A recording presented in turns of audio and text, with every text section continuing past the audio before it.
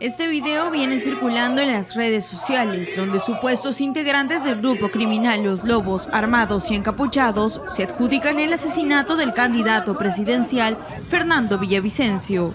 Los Lobos asumimos la responsabilidad de los hechos suscitados. Sin embargo, otra organización asegura ser los verdaderos lobos y rechazan haber dado muerte al político y también periodista. Aclaramos y rechazamos el asesinato del candidato a la presidencia. Mientras tanto, la policía continúa con las investigaciones. De otro lado, la familia sigue consternada.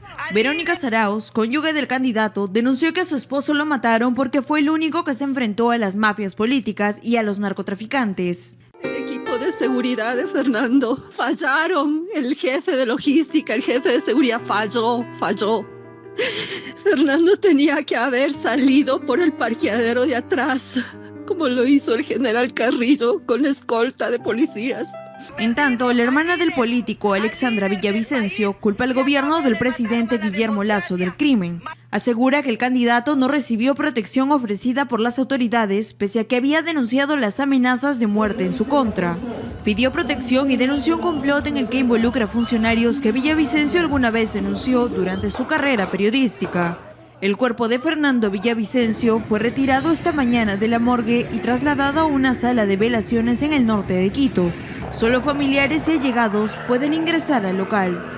Mientras tanto, las Fuerzas Armadas vigilan las calles para garantizar la seguridad de los ciudadanos, luego que el mandatario ecuatoriano decretara estado de excepción durante 60 días en todo el país, además de 3 días de luto nacional para honrar la memoria del político. El ataque se produjo al término de una campaña en la capital, donde otras 9 personas resultaron heridas, entre ellas una candidata a diputada y 2 policías.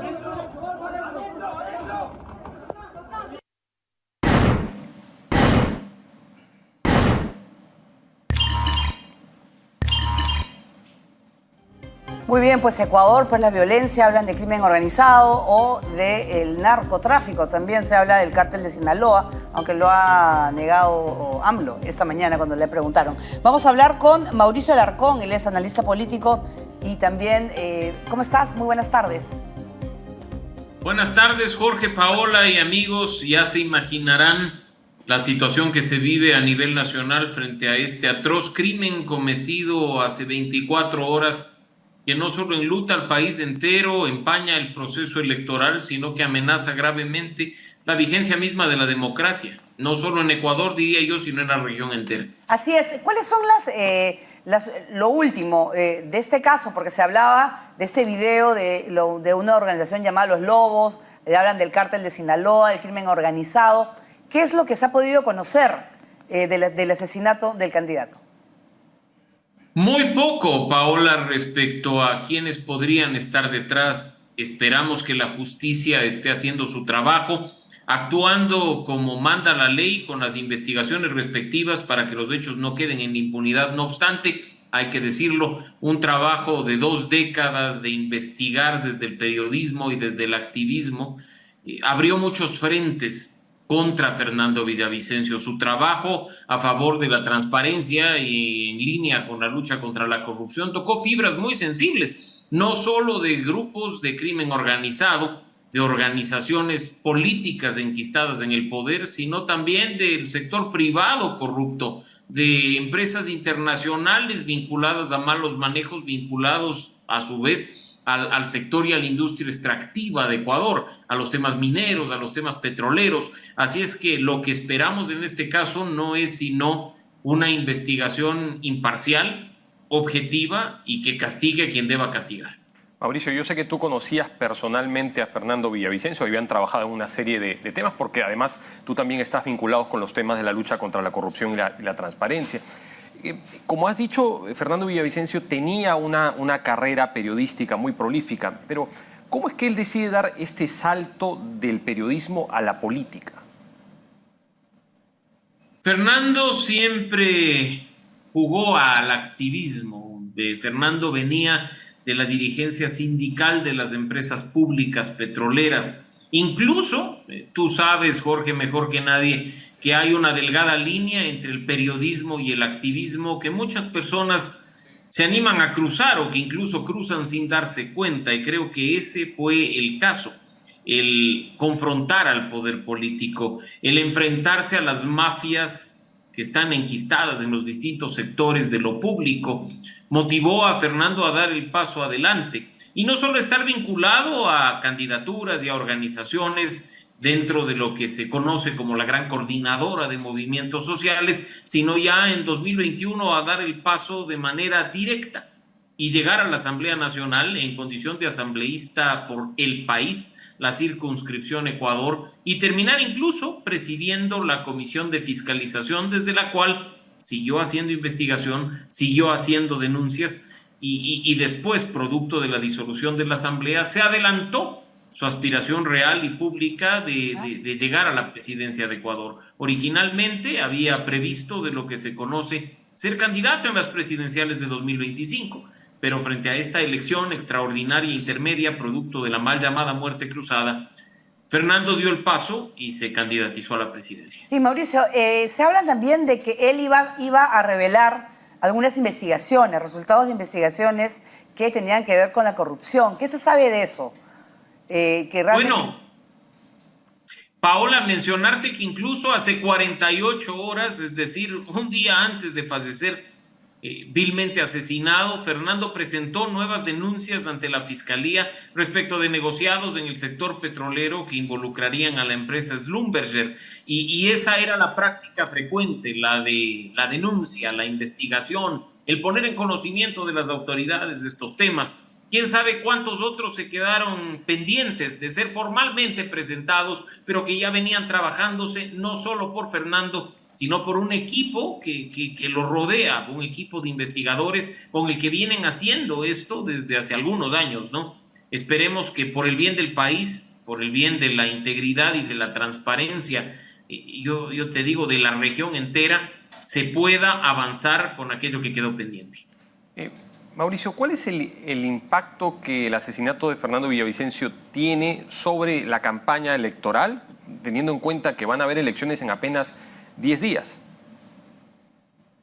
Jorge, el impacto es directo, no solo que con esto se reconfiguran las fuerzas políticas, incluso se plantea, creo yo, el electorado una forma distinta de elegir, una forma distinta de poner a otras personas en la segunda vuelta que tendríamos eventualmente en el mes de octubre, sino que, como ya se ha visto, se van a producir cambios. El Código de la Democracia, nuestra ley electoral, establece no como un deber, sino como una posibilidad que la organización política reponga al candidato, proponga un nuevo candidato a la presidencia, pero ya las papeletas están impresas, es decir, Fernando Villavicencio va a aparecer en esa papeleta que recibiremos el próximo domingo 20 de agosto.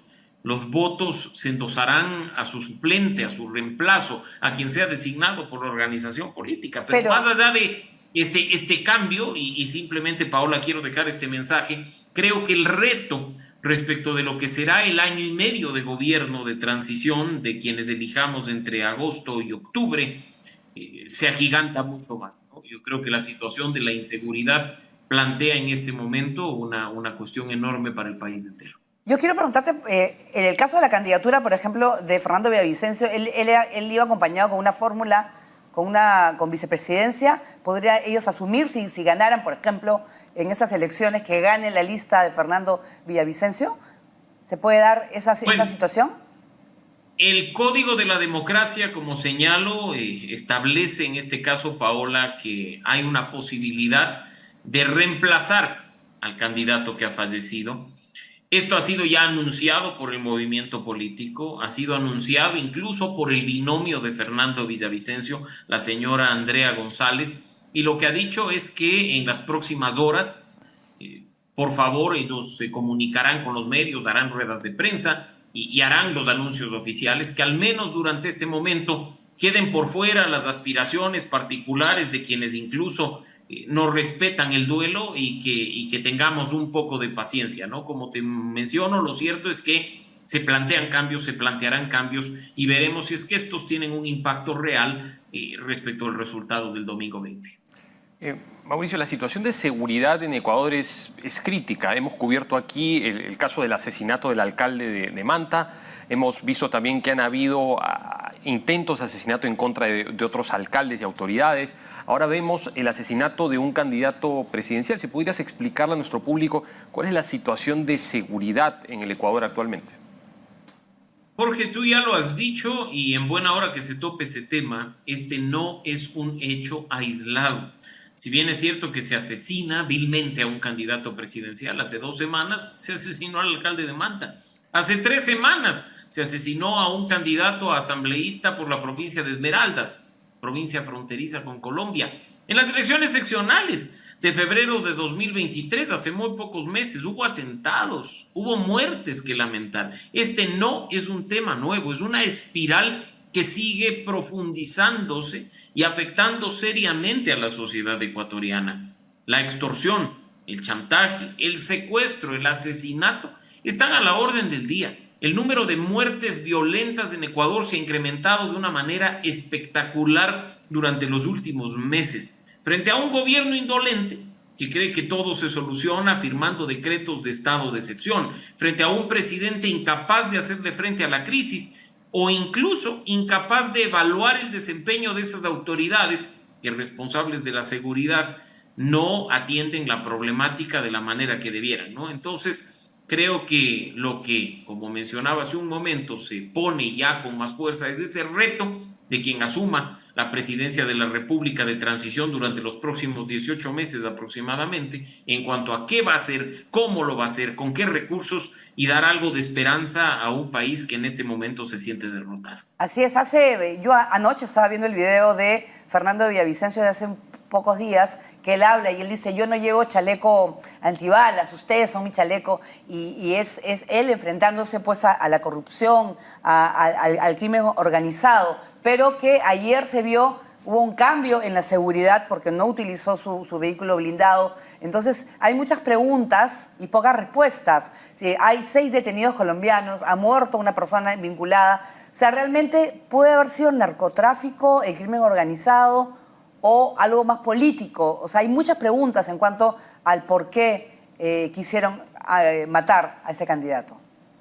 Tú lo has dicho, Paola, hay muchas preguntas y las únicas respuestas las obtendremos si hay una investigación objetiva, imparcial y oportuna. Acá no se trata de exhibir como trofeo a 6 presuntos delincuentes colombianos como responsables materiales de haberle quitado la vida a Fernando Villavicencio, sino saber quiénes estuvieron detrás. Claro. Si esto es efectivamente un crimen político, si tiene relación con los grupos corruptos de poder o si hay algo que tenga relación con el crimen organizado. El país demanda respuestas, incluso considerando que este no es un hecho aislado. Y hago énfasis en esto, la situación de inseguridad nos está matando permanentemente a los ecuatorianos. Ayer fue Fernando, antes de ayer fue María, 3 días atrás fue Juan. Y cada día nos matan a vista y paciencia de unas autoridades que perpetúan la impunidad, que no sancionan a los responsables. ¿Cómo puede ser posible, incluso, Paola,